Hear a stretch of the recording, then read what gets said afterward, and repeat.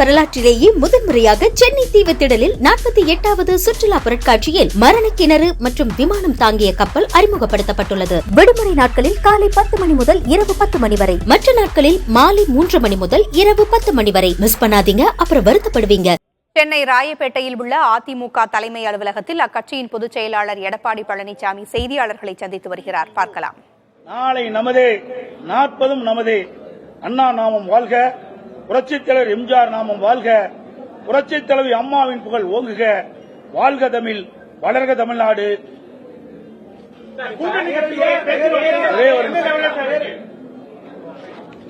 வருகின்ற நாடாளுமன்ற தேர்தலை பொறுத்தவரைக்கும் அனைத்து இந்திய அண்ணா திராவிட முன்னேற்ற கழக தலைமையில் நல்ல கூட்டணி அமையும்.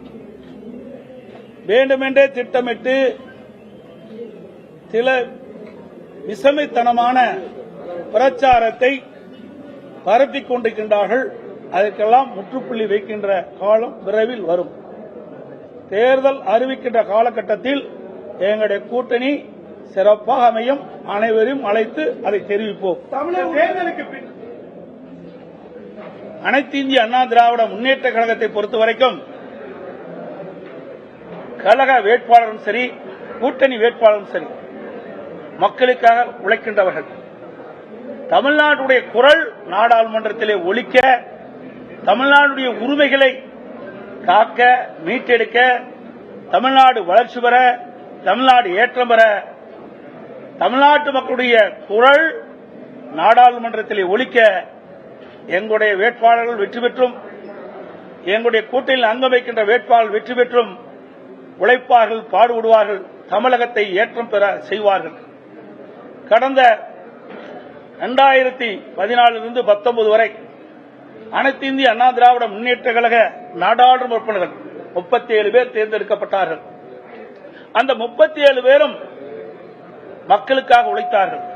மக்களுடைய பிரச்சனையை, மக்களுடைய குரலை நாடாளுமன்றத்திலே ஒலிக்க செய்தார்கள். உதாரணத்துக்கு காவிரி நதிநீர் பிரச்சனை வந்தபொழுது உச்சநீதிமன்றத்தின் மூலமாக சட்ட போராட்டம் நடத்தி அம்மாவுடைய அரசு ஒரு நல்ல தீர்ப்பை பெற்றோம். அந்த தீர்ப்பை அமல்படுத்த காலம் தாமதம் செய்த காரணத்தினால் மத்திய அரசை எதிர்த்து மத்திய அரசுக்கு அழுத்தம் கொடுக்கின்ற விதமாக நாடாளுமன்றத்திலே எங்களுடைய நாடாளுமன்ற உறுப்பினர் 37 பேர் தொடர்ந்து நாடாளுமன்றம் செயல்பட முடியாமல் ஒத்திவைக்கின்ற அளவிற்கு அழுத்தம் கொடுத்த கட்சி அதிமுக கட்சி, அதிமுக நாடாளுமன்ற உறுப்பினர்கள். அதனால் மத்திய அரசு பணிந்து நாங்கள் வைத்த கோரிக்கை உச்சநீதிமன்ற தீர்ப்பின்படி காவிரி மேலாண்மை ஆணையம் அமைக்கப்பட்டது. இது வரலாறு. மக்களுக்காக உழைத்தோம், தமிழ்நாடு விவசாயிகளுக்காக உழைத்தோம். நாங்கள் கஷ்டப்பட்டு சட்ட போராட்டம் நடத்தி உச்சநீதிமன்ற பெற்ற தீர்ப்பை எங்களுடைய நாடாளுமன்ற உறுப்பினர்கள், மக்களால் தேர்ந்தெடுக்கப்பட்ட நாடாளுமன்ற உறுப்பினர்கள் நாடாளுமன்றத்திலே அழுத்தம் கொடுத்த காரணத்தினாலே இந்த வெற்றியை நாங்கள் பெற்றோம். அதே வேளையில் திராவிட முன்னேற்ற கழகத்தைச் சேர்ந்த மற்றவர் கூட்டணியைச் சேர்ந்த 38 நாடாளுமன்ற உறுப்பினர்கள் நாடாளுமன்றத்தில் இருக்கின்றார்கள். இதுவரை தமிழ்நாட்டுடைய பிரச்சனை எங்கே எழுப்பினார்கள்? இன்றைக்கு உதாரணத்திற்கு நீட்டை பற்றி பேசுகிறார்கள். நீட்டை கொண்டு வந்தது அன்றைய காங்கிரஸ் அரசாங்கம், மத்தியில் இருந்த ஆண்ட காங்கிரஸ் அரசாங்கம். அதில் கூட்டணி வகித்தது திமுக. அவை இரண்டும் சேர்ந்தா நீட் தேர்வை கொண்டாந்தார்கள். எப்பொழுது பார்த்தாலும் நீட் தேர்வு ரத்து செய்வதற்கு பாடுபடும் சொன்னார்கள். நாடாளுமன்ற தேர்தலும் போது சரி, சட்டமன்ற பொதுத் தேர்தலும் போது சரி, ஆட்சிக்கு வந்தவுடன் நீட் தேர்வு ரத்து செய்வது முதல் கையெழுத்து போட வேண்டும் என்றார். பிறகு இன்றைய விளையாட்டுத்துறை அமைச்சர் திரு உதயநிதி ஸ்டாலின் அவர்கள் நீட் தேர்வு ரத்து செய்வதற்கு ரகசியம் இருக்கு என்று சொன்னார். இதுவரை அதற்காக எவ்வித முயற்சியும் எடுக்கவில்லை. அதோடு நாடாளுமன்றத்தில் இது குறித்து எந்த பிரச்சனையும் எழுப்பி நாடாளுமன்றம் ஒத்திவைக்கின்ற அளவிற்கு அவருடைய செயல்பாடு இல்லை. இன்னைக்கு தமிழ்நாட்டு மக்கள் அவருக்கு வாக்களித்து வெற்றி பெற செய்து நாடாளுமன்றம் கலப்பிச்சிருக்கின்றார்கள். தமிழ்நாட்டு மக்களுடைய பிரச்சனைக்காக இதுவரை குரல் கொடுக்கவில்லை. அண்மையில் கூட 2 நாட்களுக்கு முன்பு ஊடகத்தின் வாயிலாக நான் பேசினேன். மேகதாது பிரச்சனை வருகின்றது. சட்ட போராட்டம் நடத்தி உச்சநீதிமன்றத்தின் மூலமாக தீர்ப்பை பெற்றதற்கு குந்தகம் விளைக்கும் நிலை ஏற்படுமா என்ற எண்ணத்தின் அடிப்படையிலே இன்றைக்கு 28வது காவிரி மேலாண்மை ஆணை கூட்டம் நடைபெற்ற பொழுது தமிழ்நாட்டைச் சேர்ந்த அதிகாரிகள் தமிழ்நாடு சார்பாக அரசின் சார்பாக கலந்து கொண்டார்கள். அப்பொழுது இங்கே விவாதம் நடைபெற்றிருக்கின்றது. ஓட்டெடுப்பு நடைபெற்றதாக பத்திரிகை செய்தி. அதிலே தமிழ்நாட்டைச் சேர்ந்தவர் 4 ஓட்டும் தமிழ்நாட்டிற்கு சார்பாக, 5 ஓட்டு எதிராக கிடைத்திருக்கின்றது. இதன் அடிப்படையிலே காவிரி மேலாண்மை ஆணைய தலைவர் மத்திய நீர்வள கமிஷனுக்கு பரிந்துரை செய்திருக்கின்றார். சென்ட்ரல் வாட்டர் கமிஷனுக்கு பரிந்துரை செய்திருக்கின்றார். அது கூட விவரம் முழுமையாக இன்னும் வரைக்கும் தெரியல. ஆக நாம அதிமுக அரசு கடுமையாக சட்ட போராட்டம் நடத்தி நல்ல தீர்ப்பை உச்சநீதிமன்றத்தால் பெறப்பட்ட தீர்ப்புக்கு அதை கூட காக்க திராணற்ற அரசு இன்றைய விடியா திமுக அரசு. இன்றைக்கு இருக்கின்ற நாடாளுமன்ற இதை ஏன் நாடாளுமன்றத்திலே எழுப்பவில்லை? நாடாளுமன்றம் இன்றைக்கு முடிஞ்சிருக்கலாம். ஆனால் அரசாவது உடனடியாக அதற்கு எதிர்ப்பு தெரிவித்து உச்சநீதிமன்றம் சென்று அவதூறு வழக்கை தொடர்ந்திருக்க வேண்டும். இதே அனைத்து இந்திய அண்ணா திராவிட முன்னேற்ற கழக அரசு இருக்கின்ற பொழுது கர்நாடக அரசு மேகதாதில் அணை கட்ட வேண்டும் என்ற ஒரு நிலை ஏற்படுகின்ற பொழுது அதை நாங்கள் தடுத்து நிறுத்தினோம். ஆணையத்துக்கு வந்த பொழுது அதை தடுத்து நிறுத்தினோம். அது மட்டும் இல்லாமல் கர்நாடக அரசு மேகதாது அணையில் கட்டுவதற்கு விரிவான திட்ட அறிக்கை தயாரிக்கின்ற பணியை துவக்க வேண்டும் என்பதற்காக மத்திய நீர்வள கமிஷனுக்கு கடிதம் அனுப்பப்பட்டு மத்திய நீர்வள கமிஷன் காவிரி மேலாண்மை ஆணையத்துக்கு விளக்கம் கேட்டது. அதைத் தொடர்ந்து அனைத்து இந்திய அண்ணா திராவிட முன்னேற்ற கழக அரசு அன்றைய தினம் இந்த மத்திய நீர்வள கமிஷன் மீது அந்த தலைவர் அந்த இயக்குநர் மீது அவதூறு வழக்கை தொடர்ந்து இன்றும் நிலுவையில் இருக்கிறது. இது அனைத்து இந்திய அண்ணா திராவிட முன்னேற்ற கழகத்துடைய செயல்பாடுகள். இன்றைக்கு திமுகவுடைய செயல்பாடுகள் ஒரு மோசமாக இருக்கின்றது. ஒரு பொம்மை முதலமைச்சர் திறமையற்ற ஆட்சி நடைபெற்றுக் கொண்டிருக்கின்றதை இந்த நேரத்தில் தெரிவிக்கின்றேன். அது மட்டுமல்ல, அனைத்து இந்திய அண்ணா திராவிட முன்னேற்ற கழகம் 2014 இருந்து 2019 வரை எங்களுடைய நாடாளுமன்ற 37 பேர் நாடாளுமன்றத்தில் 16,619 கேள்விகள் நம்ம தமிழ்நாட்டைச் சேர்ந்த மக்களுடைய குரல் நாடாளுமன்றத்தில் ஒலித்தது. 16,619 கேள்விகள் கேட்டு மக்களுக்கு தேவையான நன்மைகள் பெறுவதற்காக முயற்சி செய்தோம். அதே நேரத்தில் திராவிட முன்னேற்ற கழகம் மற்றும் கூட்டணி சேர்ந்தவர்கள் 38 நாடாளுமன்றத்தில் இருக்கின்றார்கள். அவருடைய கேள்வி 9,695 தான். ஆக 7,000 கேள்விகள் குறைத்து கேட்டுக்கின்றார்கள். அப்படி என்றால் அனைத்து இந்திய அண்ணா திராவிட முன்னேற்ற கழக நாடாளுமன்றங்கள் தேர்ந்தெடுக்கப்பட்ட தமிழ்நாட்டு மக்களால் தேர்ந்தெடுக்கப்பட்ட அந்த மக்களுக்கு நன்மை செய்ய வேண்டும் என்பதற்காக அவர் வைத்த கோரிக்கையை நாடாளுமன்றத்தில் எழுப்புகின்ற 16,619 கேள்விகளை கேட்டு சாதனை படுத்துகின்றார்கள். அதே வேளையில் திராவிட முன்னேற்ற கழகம் 38 திராவிட முன்னேற்ற கழகத்தைச் சேர்ந்தவர்கள் திராவிட முன்னேற்ற கூட்டணியில் அங்கம் வைக்கின்ற நாடாளுமன்ற 38 பேர் இருந்தாலும் வெறும் 9,695 கேள்வி தான் கேட்டிருக்காங்க. அப்படின்னா யார் சிறப்பா செயல்படுறாங்க? அண்ணா திமுக வெற்றி பெற செய்தால், எங்களுடைய நாடாளுமன்ற வெற்றி பெற செய்தால் எந்த அளவுக்கு செயல்படுகிறார்கள்? திமுக கூட்டணி வேட்பாளர் வெற்றி பெற செய்தால் எந்த அளவுக்கு நாடாளுமன்றத்திலே செயல்படாது என்பது இதிலிருந்து புள்ளிவிவரமாக தெரிகிறது. வருகின்ற நாடாளுமன்ற தேர்தலிலே அனைத்து இந்திய அண்ணா திராவிட முன்னேற்ற கழக வேட்பாளர் நம்முடைய கூட்டணி கட்சி சேர்ந்த வேட்பாளர் வெற்றி பெற செய்தால் மக்களுடைய குரல் நாடாளுமன்றத்திலே ஒலிக்கும். அதான் இப்பவே பரப்புரை தோன்றிச்சுல, நாங்களே சொல்லிட்டோம்ல, தெளிவா சொல்லிட்டோம்ல.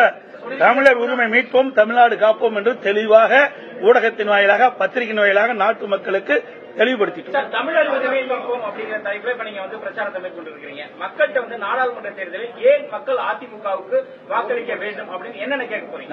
நான் வரைக்கும் அதாங்க சொன்னேன். தமிழ்நாட்டுடைய உரிமையை காப்போம், தமிழ்நாட்டினுடைய மக்களுடைய பிரச்சனைகளை நாடாளுமன்றத்தினுடைய மக்களுடைய குரலாக ஒலிப்போம், தமிழ்நாடு வளர்ச்சி பெறுவதற்கு தேவையான நிதிகளை பெறுவோம். தமிழ்நாட்டு மக்கள் தான் எஜமானர், தமிழ்நாட்டு மக்கள் தான் எங்களுடைய வேட்பாளரை வெற்றி பெற செய்கிறார்கள். ஆகவே வெற்றி பெற செய்த இந்த தமிழ்நாட்டு மக்களுக்கு எது தேவை மத்திய அரசிடமிருந்து அதை நாடாளுமன்றத்திலே எழுப்பி அதை பெற்று மக்களுக்கு அளிப்போம். ஆனாலும் திமுக அதிமுகவுக்கும் பாஜகவுக்கும் இடையே ரகசிய உறவு இருக்குன்னு சொல்லிட்டு தொடர்ந்து உங்க மீது ஒரு விமர்சனம் வச்சுட்டு வராங்க. உங்களுடைய பதில் என்ன? யார் உறவாக இருப்பது என்று அண்மையில் பார்த்தாக தெரியும். அண்மையில் கேலோ விளையாட்டு நடந்ததில்ல, நிகழ்ச்சி நடந்ததில்ல. அப்ப யார் வந்தா? தானே அழைச்சாங்க. எத்தனை கம்பளம் போட்டு விளைச்சாங்கல்ல. அப்ப கோ பேக் மோடினாங்க, இப்போ வெல்கம் மோடிங்கிறாங்க. இதுதான் ரகசிய உடன்பாடு. அனைத்து இந்திய அண்ணா திராவிட முன்னேற்ற கழகம் அப்படி அல்ல. நான் ஏற்கனவே தெளிவுபடுத்தினேன். நாங்கள் கூட்டணியில் அங்கம் வைக்கின்ற பொழுது, காவிரி நதியில் பிரச்சனை வந்த பொழுது 22 நாட்கள் எங்களுடைய நாடாளுமன்ற மக்களுடைய குரலை, விவசாயிகளுடைய குரலை, தமிழ்நாட்டு மக்களுடைய குரலை நாடாளுமன்றத்தில் ஒலித்து 22 நாட்கள் நாடாளுமன்றத்தில் ஒத்தி வைத்து சாதனை பெற்று வரலாறை நாங்கள் படுத்துமோ. அதுதான் எங்களுடையது. அதே மாதிரி நமக்கு தீங்கி விளைக்கின்ற பொழுது அவதூறு வழக்கு தொடர்ந்து உச்சநீதிமன்றத்தில். இன்னைக்கு என்ன செஞ்சாங்க? நான் சட்டமன்றத்தில் பேசின பிறகுதான் 2 நாளைக்கு முந்தி நீர்வளத்துறை அமைச்சர் உச்சநீதிமன்றம் போவாருங்கிறார். இதுவரைக்கும் ஏதாவது பேசினாரா? இதை எதற்காக சொல்லினேன் சொன்னால், இந்த நாட்டு மக்கள் மீது அக்கறை இல்லாத ஒரு அரசாங்கம் இன்றைய அரசாங்கம். வீட்டு மக்களை பற்றி தான் கவலைப்படுகிறார்கள். அவர்களுக்கு என்ன அதிகாரம் வேண்டும் என்பதை தான் பார்க்கின்றார்கள். ஓட்டு போட்ட மக்களுக்கு நன்மை செய்ய வேண்டும் என்று சிறிதளவும் கவலைப்பட்டது கிடையாது. ஆனால் அனைத்து இந்திய அண்ணா திராவிட முன்னேற்ற கழகத்தை பொறுத்த வரைக்கும் இருவரும் தலைவர் வழியிலே நாங்கள் செயல்பட்டுக் கொண்டிருக்கின்றோம். நாட்டு மக்கள் தான் எங்களுடைய எஜமானர்கள். அவர்களுக்காகத்தான் நாங்கள் உழைக்கின்றோம். அவர்கள் எங்களுடைய வேட்பாளரை வெற்றி பெற செய்து, கூட்டணி வேட்பாளரை வெற்றி பெற செய்கின்ற பொழுது இங்கே இருக்கின்ற மக்களுடைய பிரச்சனை, அவருடைய குரல் நாடாளுமன்றத்திலே ஒலிக்கும். சார், தமிழ்நாட்டில் இந்த மக்களவைத் தேர்தல் ஒரு 3 முனை போட்டி இருக்கும் அப்படின்னு நினைக்கிறீங்களா? பிரதான எதிர்க்கட்சி நாங்க நினைக்கிறோமோ போறோமோ, அது எப்படி எத்தனை முனை போட்டின்னு அது தேர்தல் வந்ததானே தெரியும். ஒருத்தரும் கிடையாது. மக்கள் தெளிவா இருக்கிறாங்க. அனைத்து இந்திய அண்ணா திராவிட முன்னேற்ற கழகத்தை தேர்ந்தெடுக்க தயாராகிவிட்டார்கள்.